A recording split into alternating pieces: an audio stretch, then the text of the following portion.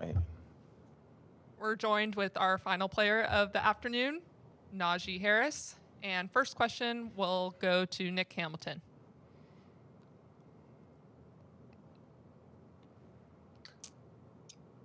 Hey, Najee, how are you? What's up? I wanted to ask you, first of all, what does it mean playing in the Rose Bowl game, you being from California, and what that means? And also, you average about 6 yards a carry. So, what do you have to do to be successful on Friday against this physical Notre Dame defense? It's an honor playing in the Rose Bowl. Like you said, supposed to be in California, but due to the circumstances of COVID, they changed it. I always watch. I love watching the Rose Bowl, so actually playing it is an honor.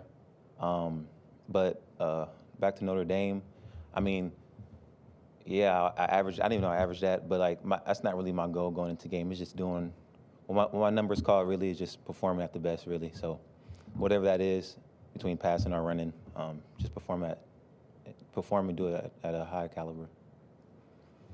Chris Daly, go ahead. Hey, Najee. So it's really inspirational how you kind of went from a homeless to now playing in the Rose Bowl, reminiscent of Jacobs, actually. So what's your relationship with Josh like, and what does this place, the University of Alabama, hold in your heart? You said what was my relationship with Josh like? Yeah. Oh, Jacobs. Oh, I'm sorry. I know a couple Josh. Yeah, Josh. I was here. He was here my freshman and sophomore year. I absorbed a lot from him, Damian, and Bo. We don't really talk that much, obviously, because like he's in the league, he's doing his thing, he's busy. I'm over here at Bama, we're busy. But from what you're saying of homeless, I overcame a lot at a young age. But I guess I wouldn't take any of it back because I learned from a lot of it, from financially and being grateful from the little things that I have. So I'm grateful, I guess. Next question over to Darren Pritchett. Najee, yesterday Ian Book was talking about your 7-on-7 days and playing together. I'm wondering what you remember about Ian's skill set and your overall impressions of the quarterback he's become at the collegiate level. Yeah, Ian's my guy. He's been doing an amazing job in college, from freshman year all the way till now. Back in 7-on-7, we played for TNP in Sacramento. The way he dissects defenses, really, and how he throws the balls in tight pockets and stuff like that, he does a good job at it. Even now, today, he does an amazing job of getting the ball to his playmakers and really being a leader, a vocal point of his offense. And just back in 7-on-7 when we played, it was fun to play with him, and it was really just an honor. Tony Sakalis, you're up. Yeah, hey, Najee. By the way, John Metchie invited you to be part of the ride-outs earlier today. So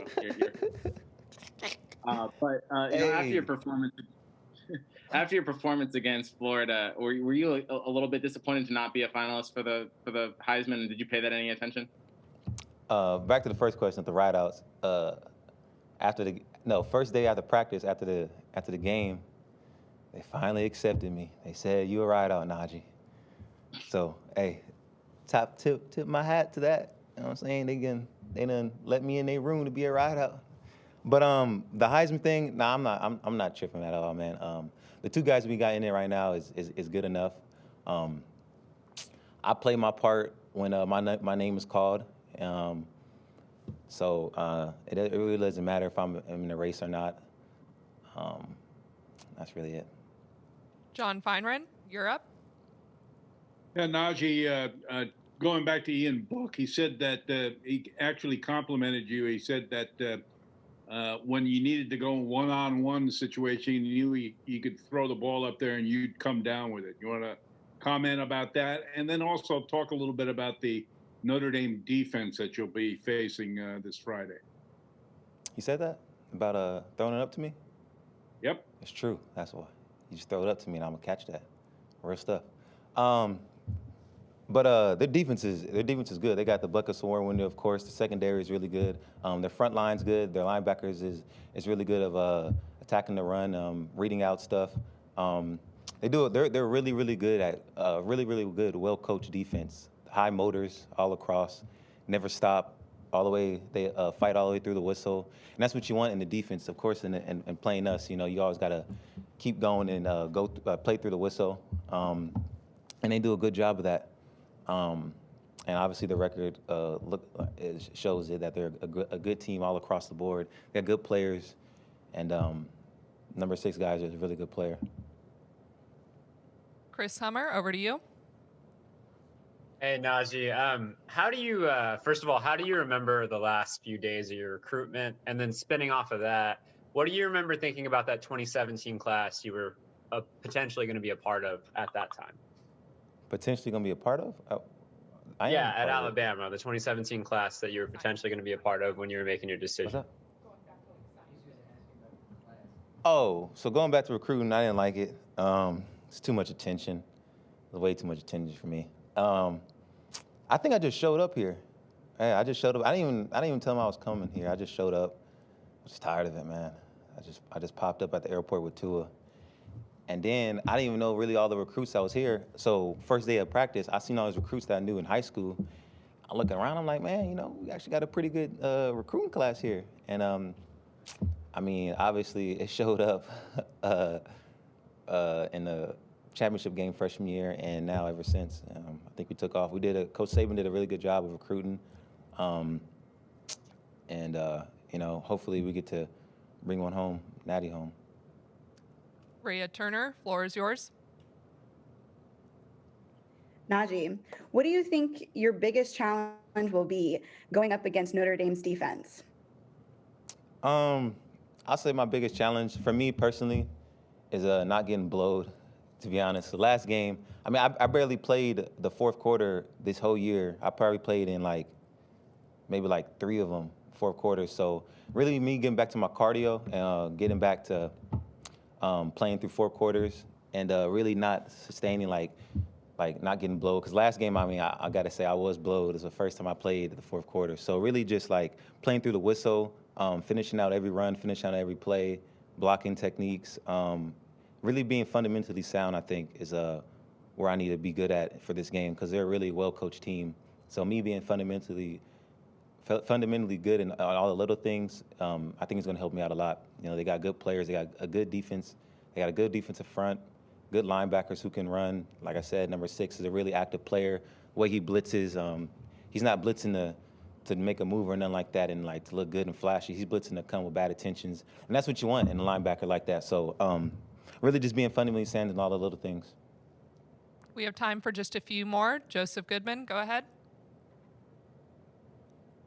Hey Najee, just wanted to say first off, it's been a joy to watch you play for the past couple of years. I wanted to ask you about your famous touchdown celebration of Megan Rapinoe, and what about her inspired you to do that? And was that just kind of a spur of the moment thing for you, or what? Nah, man, Megan go crazy. She's from California, first of all, and she listens to Nipsey. Nipsey's Nipsey Hussle, one of my favorite rappers too. So she gave a shout out to him, and then really all the stuff she stands up for, she's a feminist and how the females, how women in the world gets treated unfairly, and how they get paid different stuff than men. So she really stands up for all that. I like how she does that. Obviously, the social injustice that happens, she plays a part in all that, and for her to be a woman and saying all that stuff. It could be scary for her for being a woman in what they will say is a man's world, and her just playing a part, standing up, not listening to all the naysayers out there, and really just standing up for what you believe in. It's motivating and it's inspirational.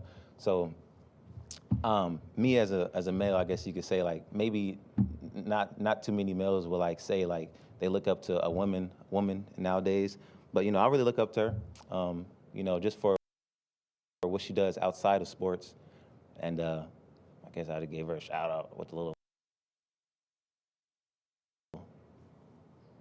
stuff, right? We'll wrap things up with AP Stedham. He always laughs, ain't he, AP? He always laughs. Hey, good afternoon, Najee. How are you doing? What's up? I'm good, Najee. I'm good. Say, Najee, you're wearing 22 at Alabama. A lot of legends before you have worn that number. Johnny Musso, Tony Nathan, Mark Ingram. As a matter of fact, Johnny Musso said to tell you you've worn it well. I and he appreciate appreciates that, it. man. Thank you for letting me wear it. Yeah, Johnny. But have you ever seen those players on film or met any of them? Johnny Musso, Tony Nathan, or Mark Ingram? I have met Mark Ingram. I think anything besides that, I would have been in California chilling. I don't know how old the people are. I'm guessing they're, when did they play? Yeah, Johnny Musso was a two-time All-American, 70 and 71, and then Tony Nathan. I wasn't even born. Come on now. Right, weren't even born, yeah. Come on. I haven't seen him here since I've been here, but I mean, shout out to him. You feel me? Like, what's up with it? Hopefully I get to see you. I have not seen him. I only see Mark. I hear you. But, okay, Najee, thank you very much. Appreciate it. Thanks for having me. Is that it? Thank you, Najee. Right. Thank you, everyone. Thank you, everyone, for tuning in today. That will include our media availability with Alabama. We'll be back on 12/31 with head coach. Here with quarterback Mac Jones, and we will open it up with questions. AP Stedham with the first one. Hey, good afternoon, Mac. Hey, how's it going? Oh, good, Mac. Very well, thank you. Say, Mac, what have you seen from this Notre Dame secondary, and specifically their cornerbacks, how they try to take care of an elite receiver like somebody like DeVonta?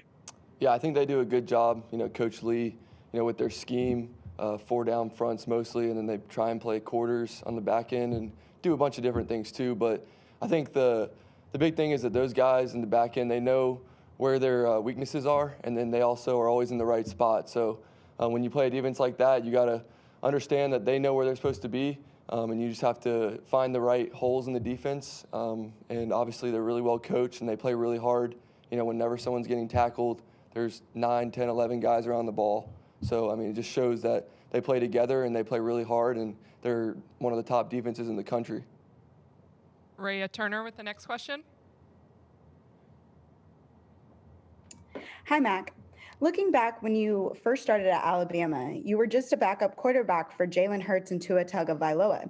Now, fast forward to 2020, you're currently a Heisman candidate. Did you ever think in a million years you'd be in the position you're in right now? Yeah, I try not to worry about future events and things like that, but really just, I did create a bunch of goals for myself, and my teammates obviously have a bunch of goals as well, and we kind of come in as a freshman group, and we had a great class, and yes, I did learn a lot from Jalen and Tua, and I definitely set goals to try and become a better player so I could help the team, and I just tried to work really hard, and obviously a lot of guys that were in my recruiting class did the same. So I think it's really showing, but at the same time, we have a lot left to write in our story, and that's going to be important this next game. Chris Daly, go ahead. Hey, Mac. So you've gone through a lot, flipping from Kentucky to Alabama and then having to sit behind Tua and Jalen, as just mentioned. So mentally, how gratifying is it to play in the Rose Bowl, and how are you preparing mentally for this big game? Yeah, it's definitely a blessing. Any college football player would want to say they wanted to play in the game like the Rose Bowl and a college football playoff. So we're just really happy to be here, but at the same time, you got to kind of ask yourself if you're satisfied with just being there, or do you want to really take advantage of the opportunity? And I think all of our teammates and our coaches have decided that we just want to take advantage of where we're at, and we're finally where we want to be. And like I said, it's a great blessing, and we're just looking forward to the opportunity. Brett Hudson, over to you. Yeah, Mac, I was wondering if you could say something about Joe Dixon and the role that he's had in this season for you and kind of helping you reach this point. Oh, you're talking about Coach D? Yeah. Okay, yeah, sorry, I couldn't hear you. Yeah, Coach D is a guy that I've been around for a long time, probably since I was like 8 or 9 years old. We talk almost every day on the phone or texting, and he's just a guy that, he can always help me out if I need something with my mechanics or anything with the scheme that we're doing, just because he's been around football for a long time, and he's seen a lot of good players and a lot of good coaching. So just really happy to have him there, kind of just helping me out. But at the same time, we also have great coaches here that have helped me along the way, starting with my freshman year all the way to now. So, just getting kind of that third-party outside source that I can have as like a family member type person, and Coach D has been really cool. Peter Sampson, go ahead. Mac, I want to ask you about Kyle Hamilton, number 14 on Notre Dame's defense. What kind of matchup problems he can create, and then as a quarterback, how important it is to identify him before every snap, and then maybe even like make sure you make eye contact with him to potentially move him around. Yeah, that guy, I mean, he's all over the tape. I mean, you see him everywhere. He's blitzing, he's in the back end, hiding pressures and then coming or, covering people. So he's a real lengthy guy. I think he's like 6'4". I mean, you can see it on the tape. He understands football. You can tell he really studies his part, and he knows exactly what to do. And I'm just looking forward to getting a chance to go against someone like that. I mean, it's almost like an Ed Reed type person where you have to find him every play. I mean, you got to know where he is because he can really like ruin a play for you if you're not finding that player. Lucas Wees, over to you. Hey, Mac, thanks for taking the time. How much has John Metchie III grown as a receiver this year? And can you describe what he's like as a teammate off the field? Yeah, Metchie's a great guy. I mean, he wakes up early, he comes to work. I mean, he's just one of those guys that's a grinder, and he's been doing that since he's gotten here. And really this summer, I was just really happy to see him, when we're obviously in different cities, but when we were in Tuscaloosa working together, I mean, he'd wake up at 6 in the morning and come throw or whenever we wanted to throw. So it just shows that he's grown a lot too. He's kind of gotten a lot of opportunities this year, and he's done a great job, and he's a great team player. One of my favorite plays is that play last game where he kind of got the fumble back. I mean, that just shows you what type of player and competitor he is. He didn't even get the ball on that play. He ends up flipping a turnover, and then we score on the next play. So it's things like that sometimes people don't notice, and that happens all the time with a lot of players in our team. But I'm really just happy to have John, there helping us out and making plays. Mike Rodak, you're up. Yeah, Mac, when you think back to about a year ago and you had a couple juniors who decided to go to the NFL, but a couple who stayed as well, with DeVonta and Najee, just how much were you involved in campaigning for them to come back, and what has it meant to have them this season for you? Yeah, at the end of the day, I mean, that's their personal decision, but obviously, when you're becoming a new quarterback at Alabama, you want to have good playmakers around you, and we have that. But at the same time, those guys came back and kind of put the we before me, and they wanted to win a national championship, and we're kind of where we want to be. And at the same time, I'm just really happy that they've kind of increased their stock or whatever you want to call it as the season's gone on, and they've just proved that you can come back and work for something and be where you want to be. So we got a little bit ways to go, but I'm really proud of those guys, and I'm just super thankful that they actually did come back, and I got a chance to play with them for a full year. Nick Hamilton, over to you. Good morning, Mac. Morning. I wanted to get your thoughts on where have you seen your progression and where have you seen your growth over the course of this season, and what have you learned from Coach Sarkisian as well that has helped you along the way? Yeah, I think, just the season's been obviously pretty wild. Being the starting quarterback and stuff, there's a lot of pressures and things like that, but at the same time, you got to learn how to manage it and just be a good teammate and then try and be the best quarterback that you can be. And, each week there's a different challenge, so you just have to first understand what the challenge is and then figure out how you can beat that challenge. And obviously Coach Sark, you can see it on the field. He calls great plays. He's great at developing players. All the players love him. I mean, we all are behind Coach Sark 100%, and he's an aggressive play caller, and it shows on the field. And we love how he adjusts to what we're saying and telling him too. Some offensive coordinators probably don't listen to their players as much, but he definitely takes in what we tell him and what we see on the field, and then we kind of combine to come up with the game plan and even in-game adjustments. John Feinran, you're up. Yeah, Mac, I wonder if you could dissect some other Notre Dame defensive players, Owusu Koromora and some of the other players that you've seen on film. Yeah, Jeremiah, number 6, does a great job. I mean, the guy, obviously won the Butkus Award, and you see him on film. He can cover people. He's all over the field. I mean, he creates turnovers, causes fumbles, interceptions, all sorts of things. But I think he's kind of like the pivotal piece in the defense. But at the same time, they got great players all around. They create a lot of movement up front in the defensive line, play a lot of different guys. Linebackers are, bigger run stopper type guys, but at the same time, they're all over the field as well. And in the back end with the 4 guys in the back end, we already talked about 14. And, he's kind of the leader back there. But all those guys have played a lot of football. It's 9 seniors or something like that. So we just got to be ready. They're the top defense in the country and obviously really good on third down too. So we're just looking forward to the opportunity. We have time for just a few more questions for Mac. Aaron Suttles, you're up.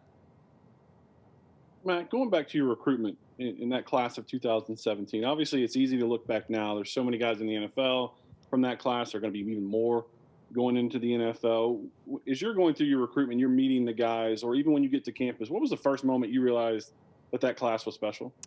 Yeah, I knew they were all special, even before we got here at camps and stuff. All those guys, Smitty, Ruggs, Judy, throwing to them at some camps, really cool opportunity. And obviously, you can look at that class and be like, wow, right now there's a few guys in the NFL, a few guys that will be in the NFL probably next year. And it's just really cool to be a part of that class. I was kind of the second quarterback. And obviously, like we talked about earlier, I learned from Tua, and I've also learned from everybody from that class. So it's been really cool to be a part of that growth. Dennis Dodd, go ahead. Hey, Mac. I wonder if you could give us an idea of what the offenses face defensively. What lengths or defenses go to try and stop you guys? Just maybe the number of defenses you've seen as defenses try to catch up. Yeah, early in the year, I think people would try to play us how they wanted to play their defense against us. And then you kind of saw the transition as the year went on. Some people dropped 8, some people played more coverage, and then some people will try and pressure. But we kind of had answers for a little bit of everything. And it really just goes back to going against Coach Saban's defense and his philosophy. He's very multiple in his scheme, and Coach Pete and all them. So they do a good job in practice giving us different looks. But, yeah, it definitely changed as time went on. And, there was one game when the team literally dropped 8 the whole time, and you just got to take what they give you. It kind of is what it is. And it's good to go against different type of defenses like that because you get good learning experiences on tape and obviously when you're out there on the field.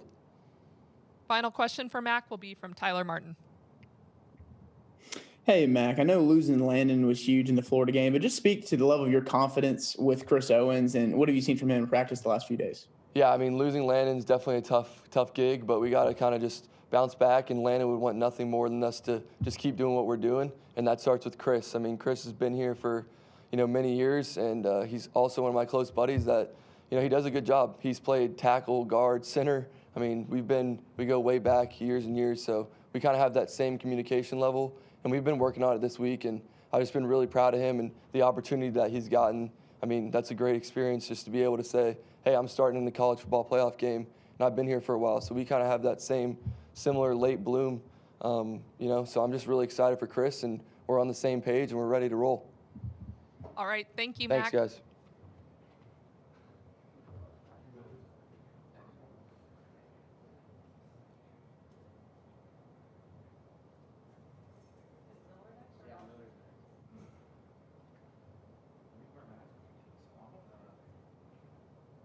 We will be bringing up Miller Forstall next.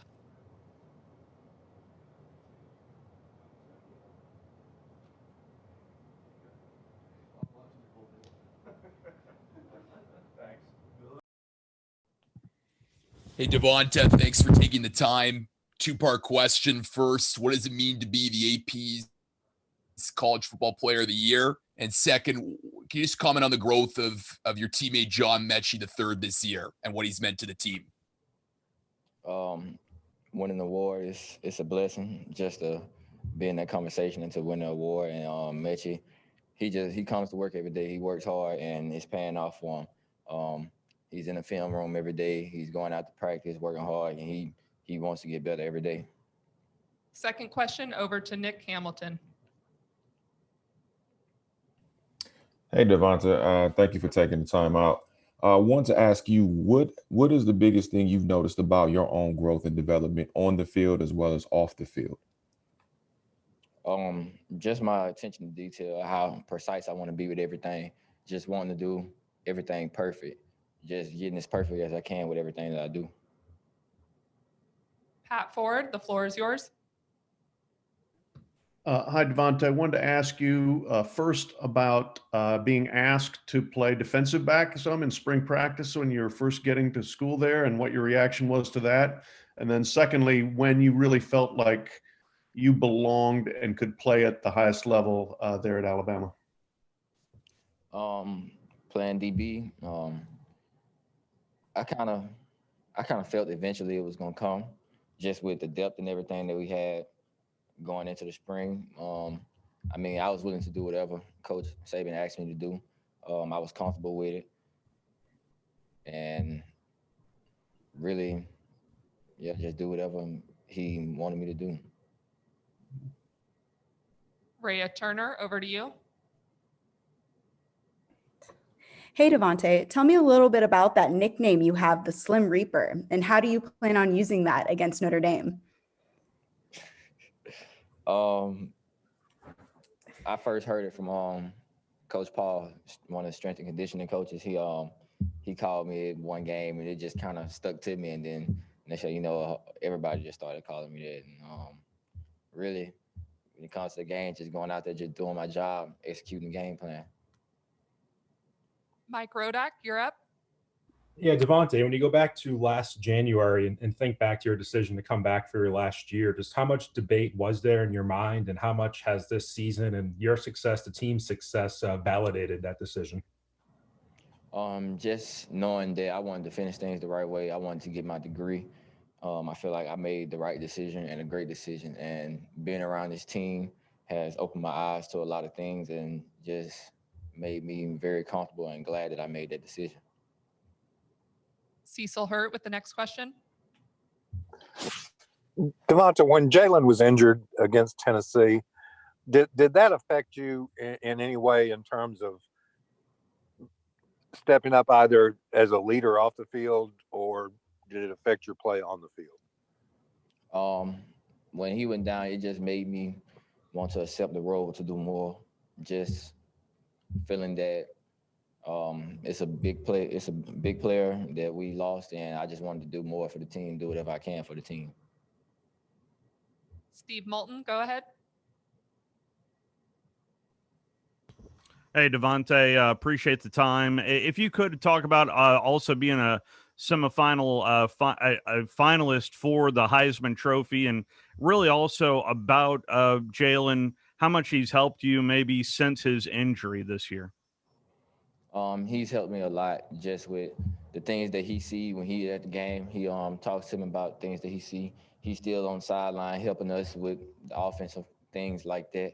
And just being here in the film room, just telling us things that he sees. So he helps me and the other players out a lot. Over to Chris Daly.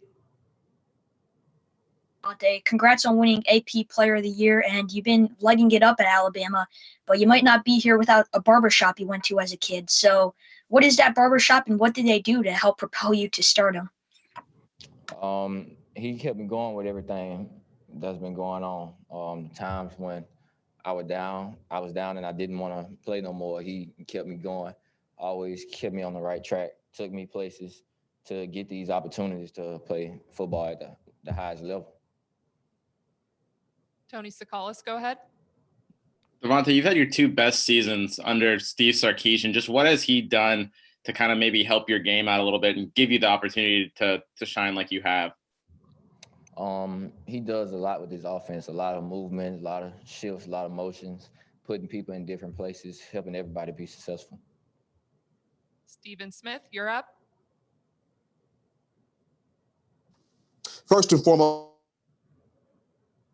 DeVonta, hopefully you had a great Christmas holiday. But the question I had was, when this 2017 group came together, when did y'all first realize we got something really special here, the 2017 offensive unit?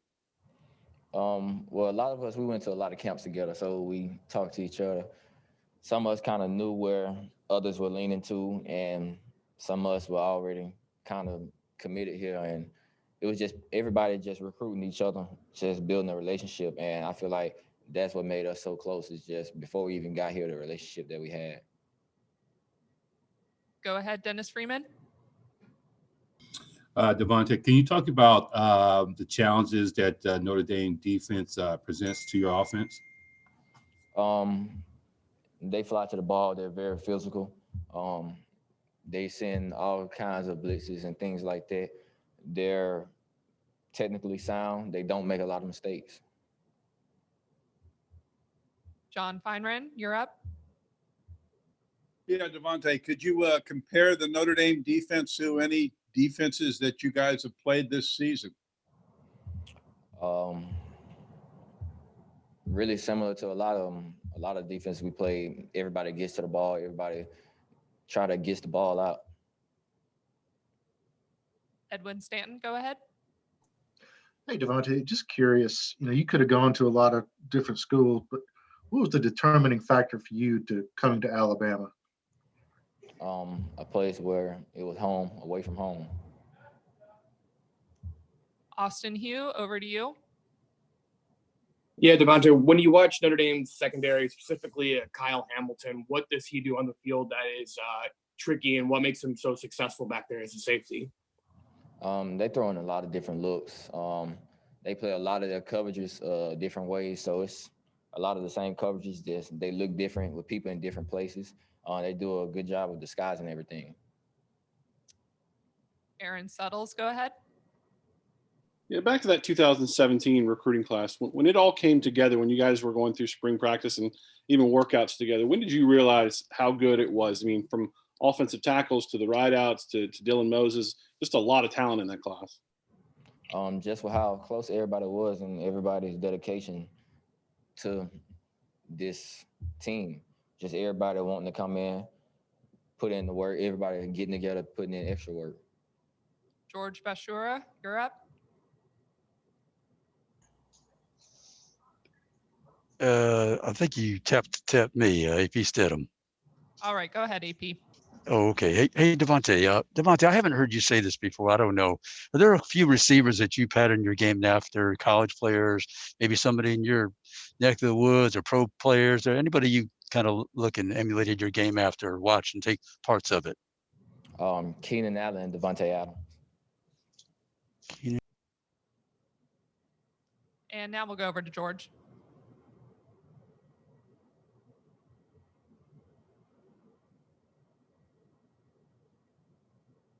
George, go ahead. All right, we have a follow-up with Pat Ford. Yeah, DeVonta, you mentioned your barber friend who kept you going when you didn't want to play anymore. When was it that you didn't want to play, and why? My sophomore year in high school, broke my clavicle at a practice, and I always wanted to play basketball, and I was just really frustrated with everything, and I just didn't want to play no more. We'll go back over to Steve Moulton. DeVonta, for most of us out here, we look at that catch at LSU as kind of your highlight moment of the season. Was that your favorite part of the year? If not, well, what was your maybe favorite moment of 2020 so far? My favorite moment has been the games where it's been a tough game. We've been in a dogfight, and this team just kept coming together, and we kept believing in each other. Offense believed in defense, defense believed in the offense, and we just kept fighting as a team. So no moment of me specifically, just moments of this team being one. And back over to Pat Ford. I didn't have another question. All right. Any other questions for DeVonta Smith?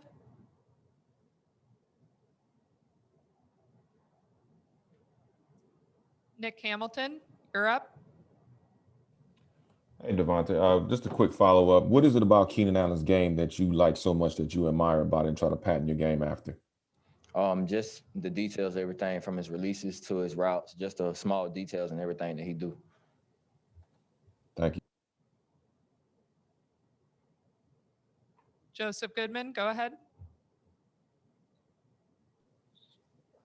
Hey, DeVonta, I've always wondered who was it that first called you Smitty? How'd you get that? I mean, obviously it's your last name, but who's the first person who called you that?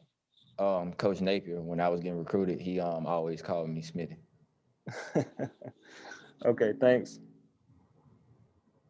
That looks like all the questions we have for DeVonta Smith. Thank you, DeVonta. Good afternoon, John. Say, John, I wanted to ask you, you're like a world traveler, born in one country, came over to another, and then you've been in a third country. So what has that meant to you to be a world traveler and be a part of the University of Alabama football team? And when did you hear that? Good afternoon. It's been an honor. I think it's an honor to be part of the University of Alabama, and I think just all of my travels has just made me more cultured. I've got to experience a lot of different cultures, meet a lot of different people. So that's what I think of it. Lucas Wees with the second question. Hey, John, thanks so much for taking the time. Two-part question. First, Coach Sarkisian was in earlier just chatting about how you came into the program behind a long list of great receivers. How important was it to learn from receivers like Judy and Ruggs? And secondly, how has your play this year just inspired Canadians who are interested in playing football? I think to answer the first part, I think it was a great opportunity for me last year, being behind all those receivers. I think it was a good opportunity for me to learn and take advantage of it and really see how they did things then, and just kind of sit back and learn from them. Like, who really wouldn't want that? And I think for the second part of the question, I'm not really sure how I inspire an individual person. I just really want them to be able to know that if they want to play football at the highest level, that it definitely is attainable. Chris Daly with the next question. Hey, John. So in the SEC championship, you made a lot of social media buzz for that hit that you had. So who taught you to tackle as a wide receiver?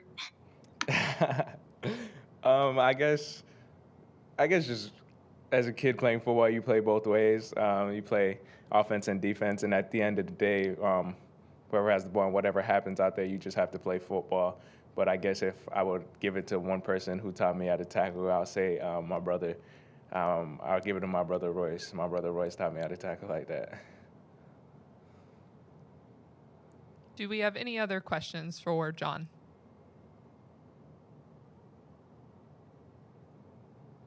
Back over to AP Stedham.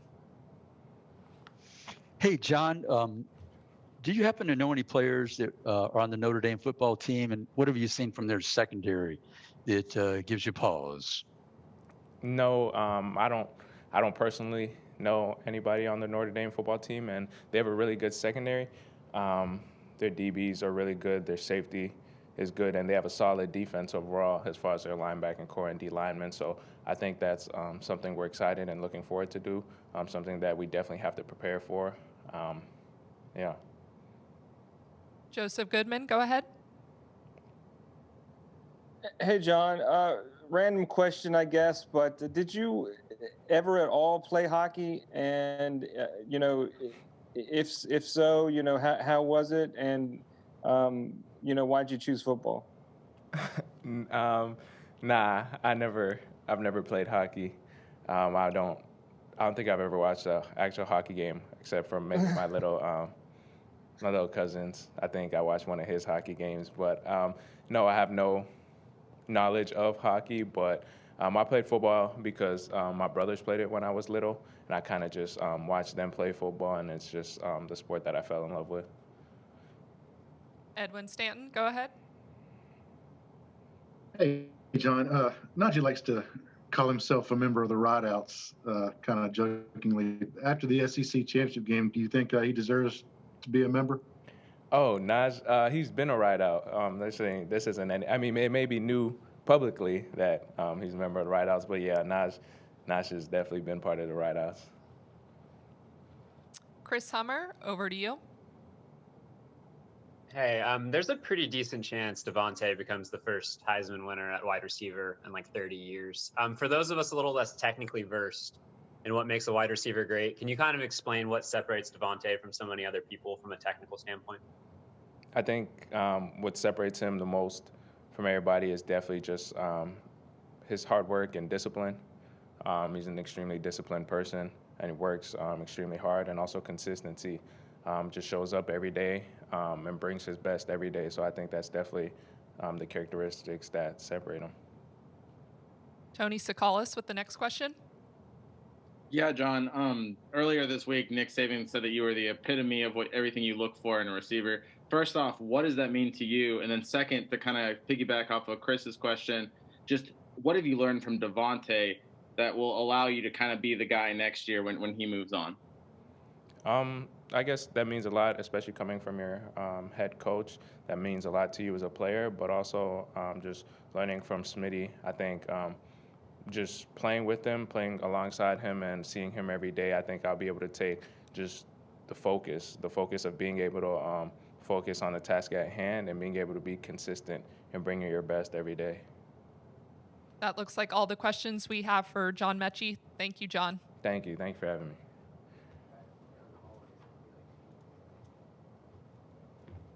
We'll be bringing up the final player, Najee Harris, momentarily.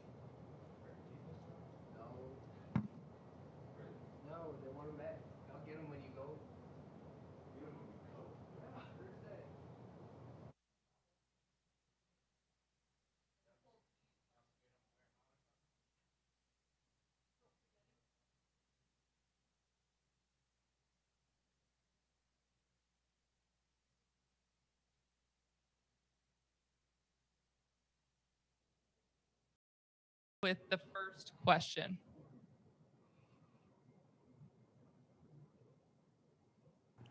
No, go ahead. Moving on. I'm fine. Thank you. All right. Nick Hamilton, you're up. Hey, good afternoon, Alex. Just wanted to get your thoughts on what it means to play in a game like the Rose Bowl, especially with a college football playoff, and what are some difficulties that you see from Notre Dame that can present some issues for you all? First and foremost, it means a lot to play in a game like this, just because of how historic it is and the history behind like the meaning of the game and stuff like that. And I'm appreciative to get the chance to play in it. But as far as Notre Dame, the issues we'll face, they got a very aggressive defensive coordinator, and his players are also that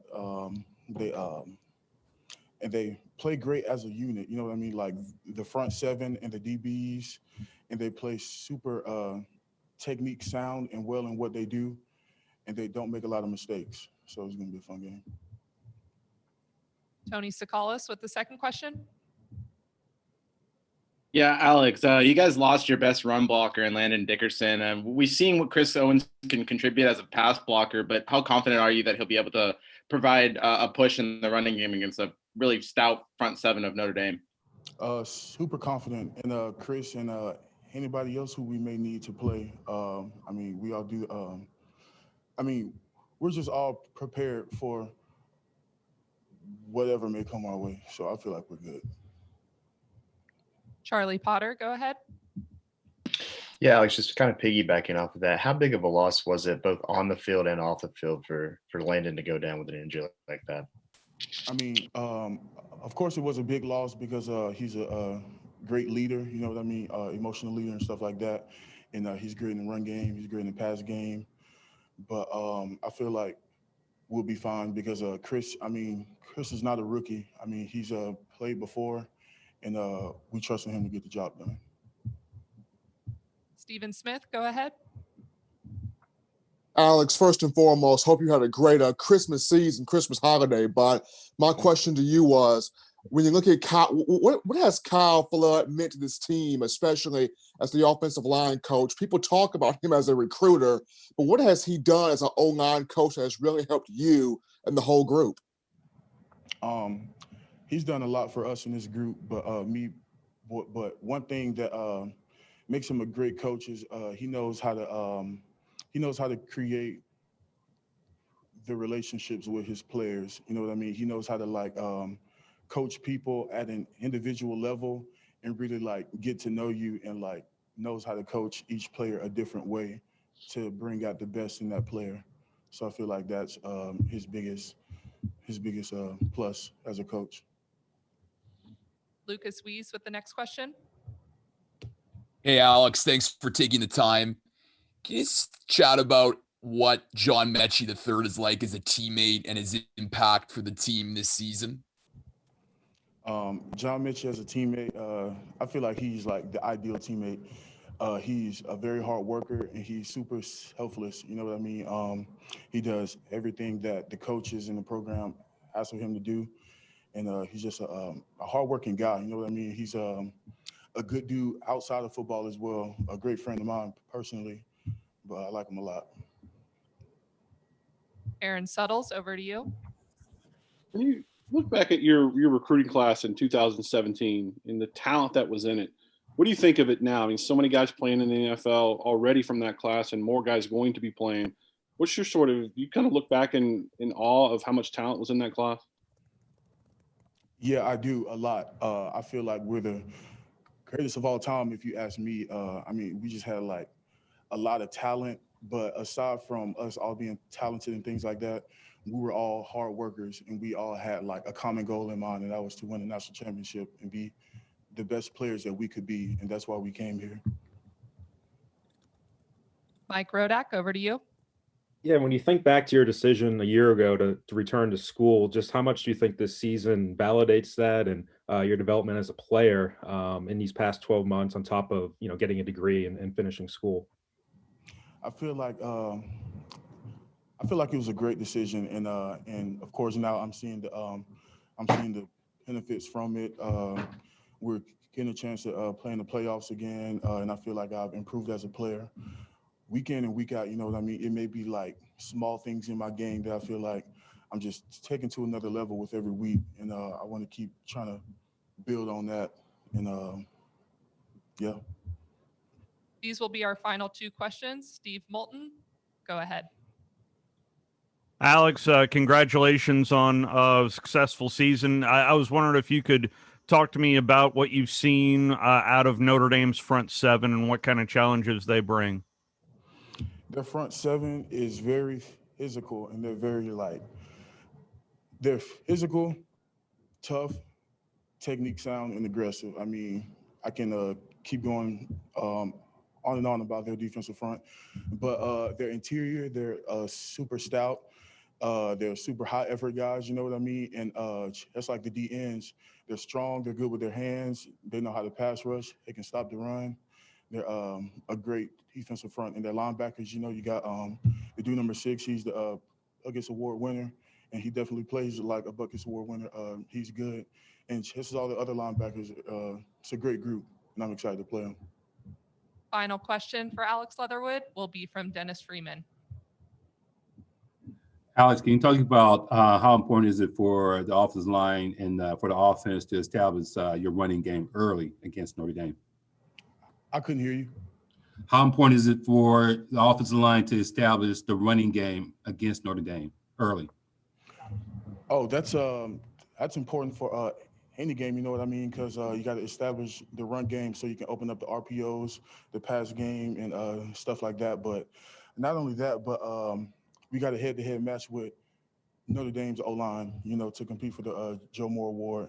And I'm excited to compete and showcase what we can do, even with a backup center, you know what I mean? Because I feel like everybody in our offensive line room is just committed to being the best that we could be, you know what I mean? So I'm excited to see that matchup. Thank you, Alex. Thank you. Alabama offensive coordinator Steve Sarkisian will be joining us